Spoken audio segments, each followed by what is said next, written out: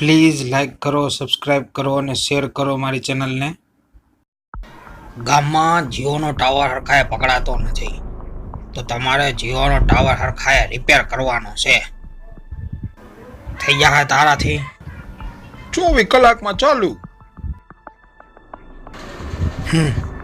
24 કલાકમાં રિપેર ના થયો ને તો તારો જીઓનો થાંભલો ભાંગી જાય, પછી કહેતો નહીં. કાયકા ચાલુ કરો, મારે કસોટી જિંદગીના એપિસોડ જોવા છે. હરક પતુડીની થામા નવરીના હરક પતુડીએ સીતાઈમાં બે હરખી નાસો બાદોમાં.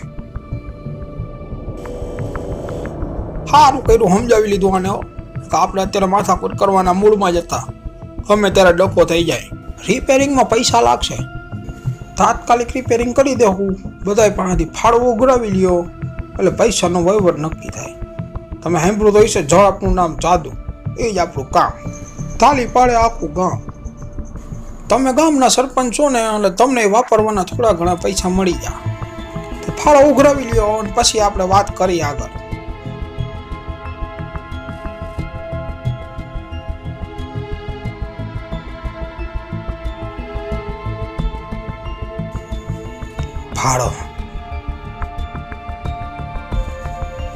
ભાડો ઉઘરાવવાની વાત મગજમાં બેહતી નથી. એરટેલ વાળા તમારા કરતાં સારી સ્કીમ આપે.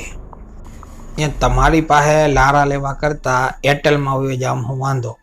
બરોબર, મોબાઈલ નંબરનું હું પોર્ટેબિલિટી કરાવીને નંબર બદલા વગર. જીઓ જેવું સસ્તું ક્યાંય નહીં મળે. ફ્રીમાં ઇન્ટરનેટ સૌથી પહેલા જીઓ વાળાએ આપ્યું હતું. હું પતિ આવું. ગરીબ માણસ માર્યો. હવે ખબર પડી કોણ છે મોફતિયો. હું અહીંયા ઝાડુ છે તે ખખેરી લઈ. હું તો રમત કરતો, તમે સાચું કામ આવી ગયા. મન પડે ત્યારે ટાવર બંધ કરી દો, નેટની સ્પીડ ઘટાડી દો, કોલ રેટ નવા ચાલુ કરી દો, એટલે તમારે બાપાની ધોરાજી હાલે છે. ફ્રીમાં ઇન્ટરનેટ અને કોલ રેટ જોતા હતા એટલે અમે જીઓમાં જોડાણા હતા. હવે એ કઈ મારા હાથમાં થોડું છે.